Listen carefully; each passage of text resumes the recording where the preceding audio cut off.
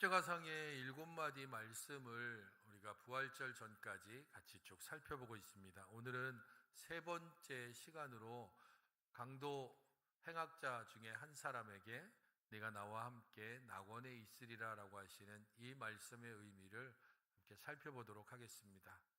누구라도 이 광경에 대해서 들어본 적이 있고 또 이 부분에 대하여서 읽으면서 저도 젊었을 때에 이 부분을 보면서 두 가지 의문이 들었습니다. 그 첫 번째는 너무한 거 아니야? 라는 게 첫 번째입니다. 아니 실컷 자기 마음대로 자기 뜻대로 그렇게 살다가 마지막 순간에 예수님 한번 편들어주고 그리고 낙원으로 한 번에 그냥 슝 가는 거, 이게 합당한가? 이게 정말 구원의 바른 가치일까? 이 정도면 그동안 예수 믿고 그것 때문에 손해보고 때로는 그것 때문에 오해도 받고 그것 때문에 온갖 어려움을 당했던 수많은 사람들의 그 수고와 노고는 도대체 뭔가? 이러니 사람들이 이 행악자의 예를 들면서 난 실컷 내 마음대로 놀고 먹고 내 뜻대로 하다가 마지막 날 죽기 전에 그때쯤 예수 믿을래. 굳이 일찍 믿어서 왜 주마다 주일 예배 가야 되고 또 헌신도 해야 되고 봉사도 해야 되고 이것저것 뭐 걸리는 것들이 많은데 그런 것들 다 자유하다가 마지막에 강도처럼 그렇게 예수님 나를 기억해 주십시오 이 한마디 하고 천국으로 가면 그게 좋지 않을까? 이게 정말 구원에 합당한 모습일까? 라고 하는 게 첫 번째 의문입니다. 두 번째는 예수님께서 이 한 행악자에게 오늘 내가 나와 함께 낙원에 있으리라 라고 하셨는데 낙원은 도대체 뭘까? 천국과 무슨 차이가 있을까? 우리가 가장 궁금해하는 우리의 몸과 영혼이 분리되는 죽음 이후에는 우리의 영혼은 몸이 땅에 묻히는 거는 우리가 봐서 알겠는데 우리의 영혼은 과연 어떻게 되는 걸까?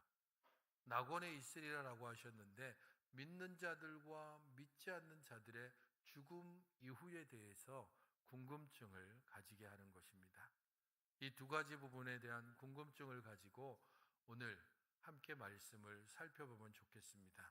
시원한 해답이 될 수 없을 수 있지만은 어쩌면 어느 정도쯤은 이 질문과 관련해서 우리는 함께 어느 정도 해답을 찾아갈 수 있을 겁니다.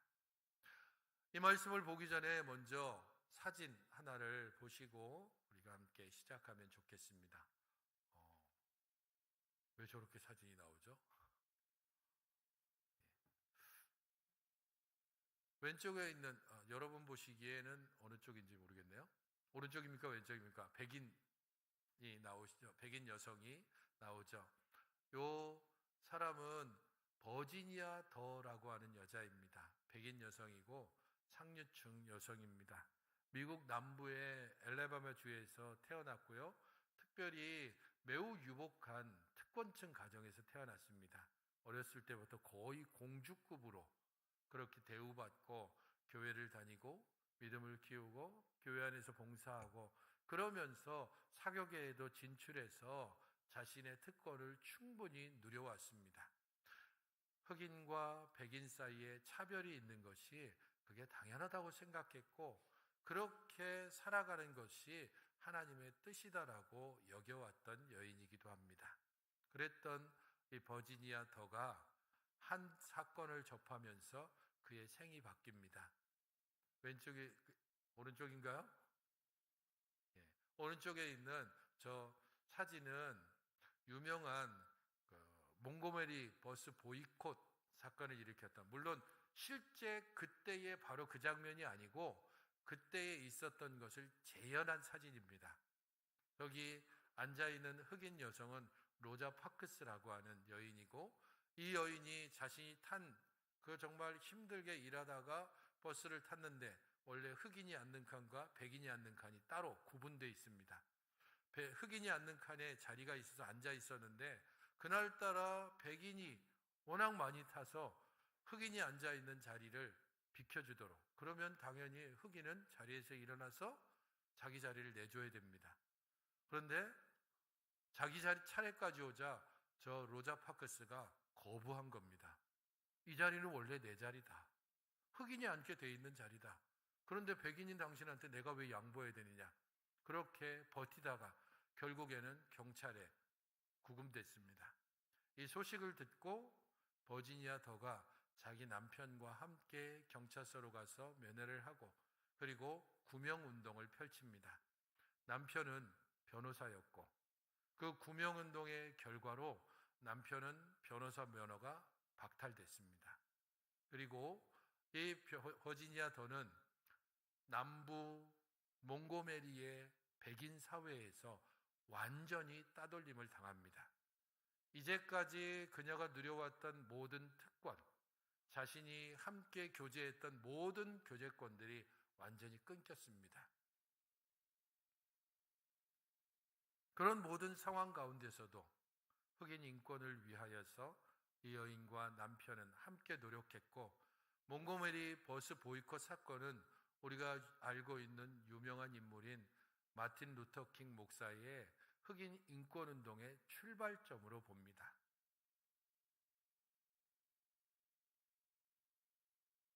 숨겨져 있는 한 백인 여성 그리고 그녀의 남편, 그들의 자신들의 모든 권리와 그리고 모든 자기들의 지위들이 박탈되는 그런 상황 속에서도 함께 협조함으로 이 일들은 이루어져 갔습니다. 버지니아 더가 그 모든 자신의 경험들을 자서전으로 쓴 게 있는데 그 자서전 제목은 마법진 밖으로라고 하는 이름을 가지고 있습니다. Outside the Magic Circle이라고 하는 내가 이제까지 누려왔던 마법진과 같은 모든 특권, 기득권, 그 모든 것을 깨고 밖으로 나왔을 때 그곳에서 고통받는 이들과 멸시받는 자들과 소외받는 사람들과 그 차별이 당연하다고 여겨지는 상황을 받아들이며 고통해야 되는 사람들, 그 모든 것을 만나고 자신의 진을 깨고 나온 여인의 자서전 이름입니다. 마법진 밖으로. 용감하지 않습니까? 하지만 이런 용감한 여인의 이야기보다 더 놀라운 이야기가 바로 예수 그리스도의 이야기입니다. 그분은 그냥 자신의 기득권 혹은 자신의 특권을 깨고 나오는 정도가 아니고 하늘 영광을 포기하시고 이 땅에 오셨습니다. 그분은 자신이 누릴 수 있는 모든 권한들을 내려놓고 섬기기 위해 오셨고 멸시를 받으셨고 세리와 죄인들의 친구가 되셨고 그리고 결국에는 오늘 우리가 함께 보는 것처럼 행악자들과 함께 십자가에 못 박혀 온갖 모욕을 당하고 있습니다. 성도 여러분, 오늘 우리가 보는 것은 한 강도의 구원 사건이 아니라 이 강도와 같은 우리들을 구원하신 예수 그리스도의 놀라운 사랑의 현장입니다. 그것은 2000년 전 어느 때에 일어난 사건이 아니라 지금도 여전히 이 땅 가운데 일어나고 있는 일이고 지금도 여전히 우리 가운데서 확인되고 있는 사건입니다. 오늘 말씀을 함께 살펴보면 좋겠습니다. 35절입니다. 같이 한번 읽어보십시다. 35절 시작.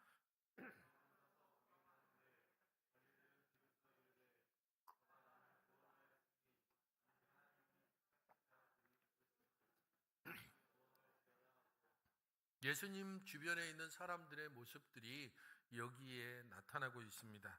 사실 우리가 지난주에 살펴보았던 32절부터 34절 말씀에서 강조하고 있는 것은 예수님의 십자가 그 바로 옆에 두 행악자가 달렸다라고 하는 사실입니다. 32절에서는 또 다른 두 행악자도 사형을 받게 되어서 예수와 함께 십자가에 달렸음을 이야기하고 있습니다.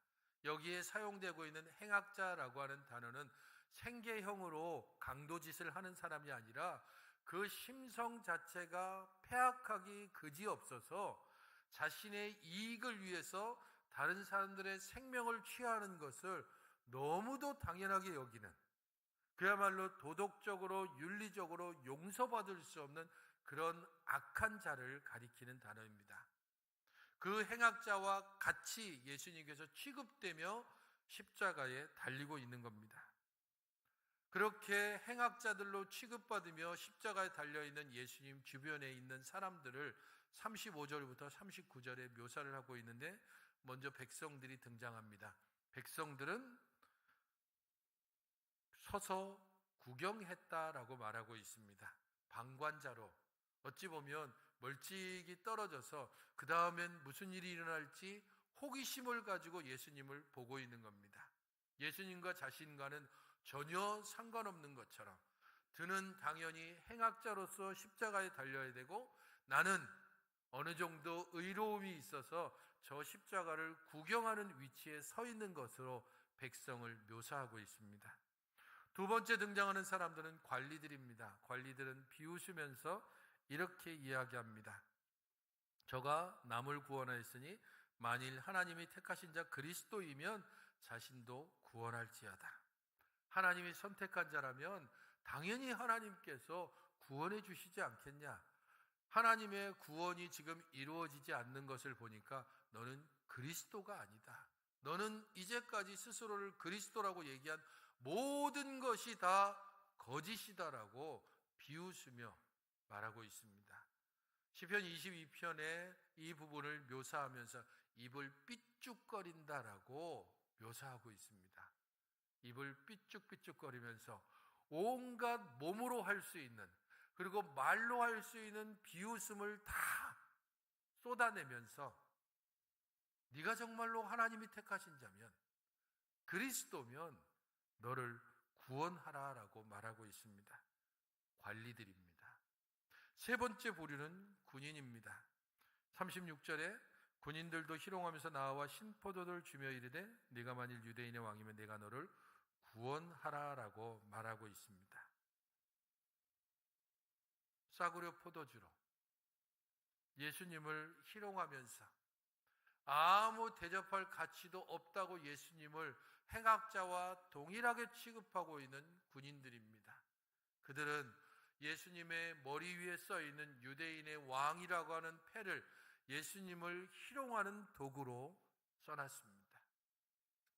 왕인 것처럼 너를, 그 왕임을 증명하기 위해서 너를 구원하라라고 이야기합니다. 네 번째 사람은 누굽니까? 바로 예수님과 함께 십자가에 달려 죽어가고 있는 강도입니다. 그는 행악자 중 하나는 비방하여 이르되 내가 그리스도가 아니냐, 너와 우리를 구원하라라고 말하고 있습니다.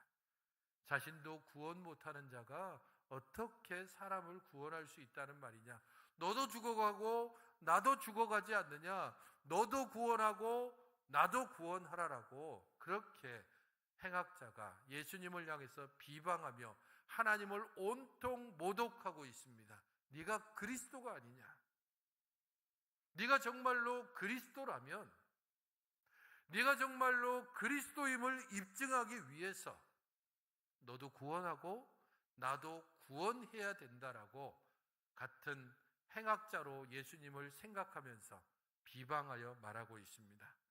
조롱과 핍박과 모욕이 예수님 십자가 아래에서, 그리고 예수님의 십자가 바로 옆에서 지금 벌어지고 있는 것입니다. 그런 가운데 우리는 한 사람의 구원을 보게 됩니다. 그 중에 하나가 그 사람을 꾸짖어 이르되 네가 동일한 정죄를 받고서도 하나님을 두려워하지 않느냐라고 말합니다. 두 사람이 못 박혔는데 한 사람이 비방하고 한 사람이 예수님을 두둔합니다. 이것이 처음부터 있었던 사건은 아닐 겁니다. 동일한 사건을 기록하고 있는 마태복음과 마가복음에서는 처음에는 두 행악자가 함께 예수님을 비방했다라고 기록하고 있습니다. 아마도 이것이 정확한 일일 것입니다. 예수님께서 달리셨고 예수님과 함께 달렸던 두 행악자들은 자신이 할 수 있는 모든 모욕과 저주와 비방으로 내가 왜 죽어야 하는지, 나는 이렇게 사는 것이 억울하다고, 그리고 스스로 의인이라고 칭해왔고 다른 이들을 구원했다고 생각하고 있는 예수님을 향해서 함께 소리를 높여 비방해 왔을 겁니다. 성경에서는 예수님께서 십자가에 6시간 달렸다라고 기록하고 있습니다. 그 중에 3시간은 캄캄한 어둠이 온 땅을 덮었다라고 이야기하고 있기 때문에 그 시간을 만약에 뺀다면 약 3시간여 동안, 강도는 예수님께서 그 모욕과 조롱과 비방을 받으시는 것을 바로 옆에서 생생하게 목격했습니다. 그리고 아마도 결정적으로 그의 마음을 돌리게 된 한마디 말이 있을 것입니다. 지난주 우리가 살펴봤던 34절 말씀입니다. 아버지, 저들을 사하여 주옵소서. 자기들이 하는 것을 알지 못합니다. 자신들도 비방하고 사람들도 희롱하고 삐죽거리며 비웃고 멀찍이 떨어져서 구경하고 있는 사람들, 그들을 향하여서 용서의 말씀을 전하고 있는 예수님의 이 말씀을 들으며 아마도 그의 마음에 심각한 변화가 왔던 것 같습니다. 그리고 그는 비방을 멈춘 채 이제 비방을 여전히 계속하고 있는 자기의 동료를 향해서 말하는 것입니다. 네가 동일한 정죄를 받고서도 하나님을 두려워하지 않느냐? 우리는 우리가 행한 일에 상당한 보응을 받는 것이니 이에 당연하다. 하지만 이 사람이 행한 것에는 옳지 않은 것이 없느니라. 그가 예수님의 7마디 말씀 중에 몇 마디 말씀을 들었는지는 알 수 없습니다. 사실 성경이 순서적으로 예수님께서 첫 번째는 이 말씀, 두 번째는 이 말씀, 세 번째는 이 말씀, 이렇게 순서를 알려주고 있지는 않습니다. 또 이 말씀 또한 여기저기 흩어져 있습니다. 그렇기 때문에 굳이 꼭 순서를 다 맞출 필요는 없습니다. 아마도 그의 마음을 결정적으로 움직였던 것이 이 말씀, 곧 예수님께서 너가 나와 함께 낙원에 있으리라고 하신 이 말씀, 바로 앞에 하셨던 용서의 말씀, 비난과 조롱과 희롱과 비웃음을 다 받아들이고서도 저들을 사해 주십시오.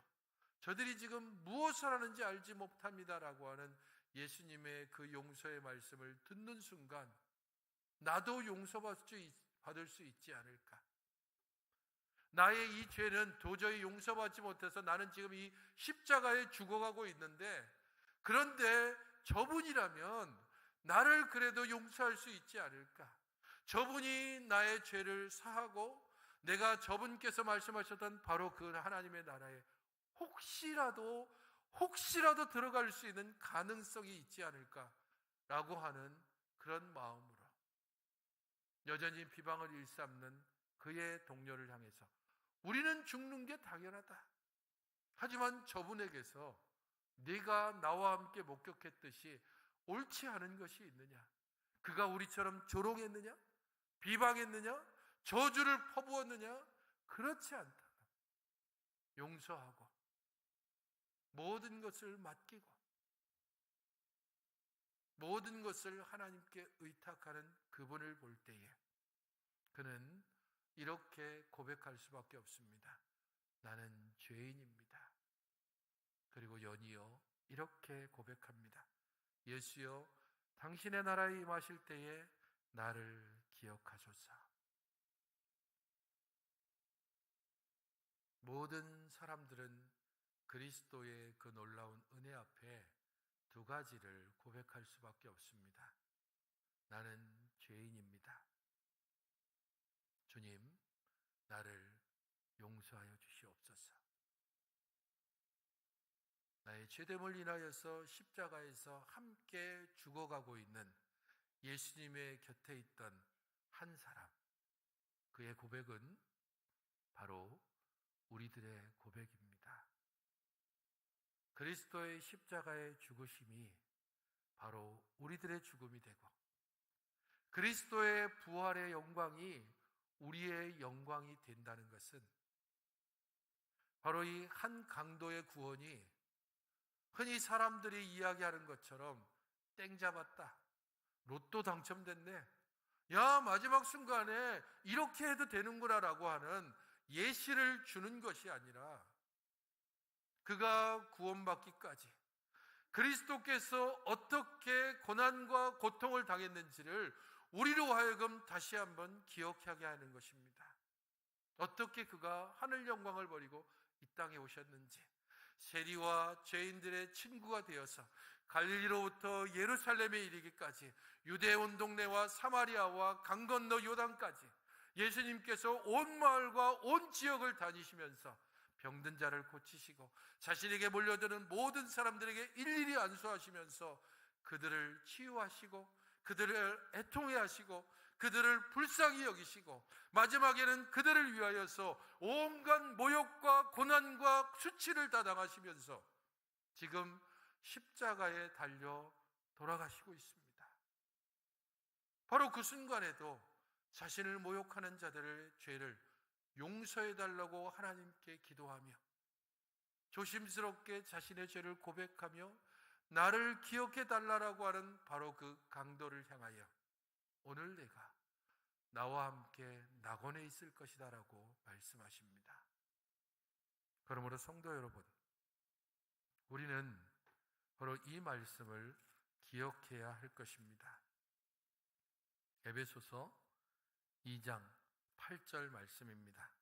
함께 이 말씀을 보시면 좋겠습니다.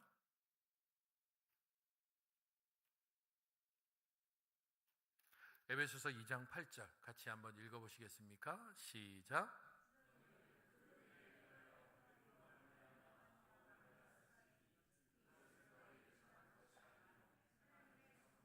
우리가 받은 구원은 강도에 받은 구원과 다릅니까? 동일합니다. 우리가 받은 구원은 강도가 받은 그 은혜와 동일합니다. 우리는 은혜에 의하여 믿음으로 말미암아 구원을 받았습니다. 강도도 동일하게 그 은혜에 은하여 믿음으로 말미암아 구원을 받았습니다. 언제 어느 때인가는 중요하지 않습니다. 바로 죽음 직전이든 아니면 태어나면서부터든 혹은 10대부터든 20대부터든 50대부터든 상관없습니다. 우리에게 부어지는 하나님의 은혜는 차별 없이 주시는 것이고 우리에게 주시는 특별한 선물입니다.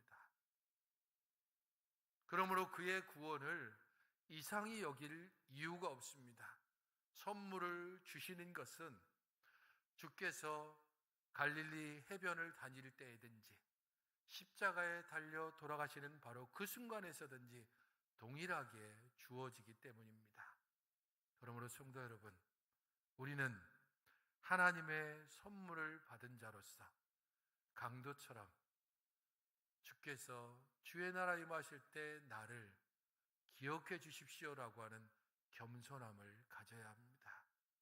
당연히 받을 수 있는 것처럼, 당연히 누릴 수 있는 것처럼, 나는 당연히 천국에 가는 것이 마땅하다라고 생각하는 것처럼 교만함이 없습니다. 선물로, 은혜로 주어진 이 구원을 항상 두렵고 떨림으로 감사함으로 받아 그 안에서 하나님의 구원의 풍성함을 찬양하며 전하는 것이 마땅한 우리의 의무가 됩니다. 두 번째 의문인 낙원은 그러면 어디일까? 오늘 내가 나와 함께 낙원에 이르리라라고 말씀하셨는데 그 낙원은 믿음의 고백이 가져온 결과이기도 하고 하나님께서 은혜로 주신 선물의 결과이기도 합니다. 낙원이라고 하는 이 단어는 성경에 3번 나옵니다.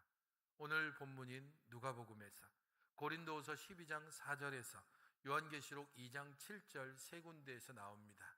낙원이라는 단어 자체가 원래 페르시아어입니다. 특별한 장소, 쉼이 있는 곳, 구별되어 있는 아주 독특한 그 장소를 가리킬 때 씁니다. 하지만 이것은 신앙적으로는 어디를 의미하냐 하면 의인들이 거주하는 장소를 말합니다. 이 땅에서 믿음을 고백하며 살다가 하나님의 은혜 가운데서 온전히 행하며 의인으로서의 삶을 마친 바로 그 사람, 그들이 죽음 후에 거하는 장소를 낙원이라고 이야기합니다. 그런 면에서 이 낙원은 최종적으로 완성되어지는 천국과는 조금 차이가 있습니다. 왜냐하면 이 낙원이라는 단어 자체는 영원한 거주처가 아니고 임시 거주지입니다. 그래서 몸과 영혼이 분리된 죽음 이후에 의인들이 거주하는 장소를 낙원이라고 이야기하고, 그 낙원이 완성되어지는 것, 곧 그리스도께서 재림하실 때에 영원한 하나님의 나라에 들어가는 천국, 그것은 바로 낙원의 완성 혹은 낙원이 확장된 것이라고 보시면 됩니다. 그래서 천국은 우리의 몸과 영혼이 함께 거하는 곳이라면, 낙원은 영혼만이 거해서 마지막 그 재림의 때를 기다리는 곳입니다. 우리가 고백하고 있는 웨스트민스터 신앙 고백서 32장의 제목은 사람의 사후 상태와 죽은 자들의 부활이라는 제목을 가지고 있습니다. 이 외민 32장은 우리의 고백을 이렇게 정리하고 있습니다. 사후에 사람의 몸은 티끌로 돌아가 썩지만 그들의 영혼은 죽거나 자는 것이 아니라 불멸의 존재이기 때문에 그것을 주신 하나님께 즉각 돌아간다. 의인들의 영혼은 거룩하여 완전해졌기 때문에 지극히 높은 하늘로 영접함을 받아 그곳에서 몸의 완전한 구속을 기다리면서 빛과 영광 중에 계시는 하나님의 얼굴을 뵙는다. 악인들의 영혼은 지옥에 던짐을 받아 거기서 고통과 극심한 암흑 중에 갇혀 대심판의 날까지 대기하고 있다. 이 두 장소 외에는 성경이 몸으로부터 분리된 영혼을 위해 인정하는 장소가 없다. 이것은 무엇을 의미하냐 하면 로마 캐톨릭에서 이야기하는 연옥의 존재는 없다라는 것을 분명히 해줍니다. 우리의 몸과 영혼이 분리되어지는 죽음의 순간에 의인들의 영혼은 낙원, 곧 아브라함의 품에 들어가게 됩니다.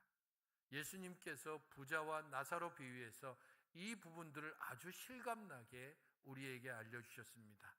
거지 나사로가 이 땅 가운데서 온갖 푸대접구를 받으며 개들이 헌대를 핥고 그렇게 부자의 상에서 떨어진 것으로 먹다가 그가 죽어서 아브라함의 품에 안겼습니다. 그것을 바로 낙원이라고 생각하시면 됩니다.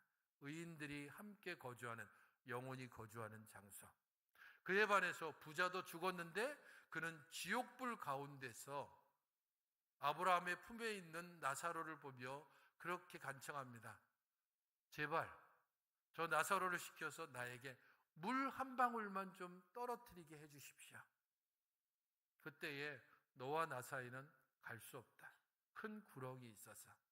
그러자 그는 또다시 말합니다. 그렇다면 저 나사로를 보내서 내 형제들이 이 지옥불에 들어오지 않게 해주십시오.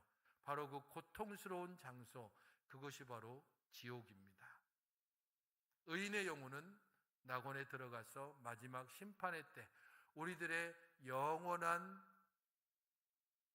구원의 완성의 때를 기다리는 반면, 악인들의 영혼은 지옥에 들어가서 불꽃 가운데 고통하면서 마지막 영원한 심판을 기다리는 것이 죽음 이후의 세계입니다. 우리가 고백하고 있는 신앙 고백서와 더불어서 동일한 무게를 가지는 하이델베르그 요리문답 57문은 몸의 부활은 그대에게 어떤 위로를 줍니까? 라고 질문합니다.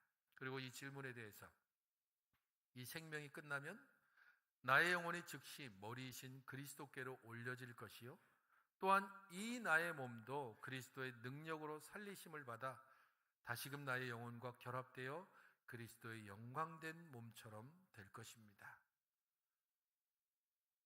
몸의 부활이 우리에게 어떤 위로를 줍니까?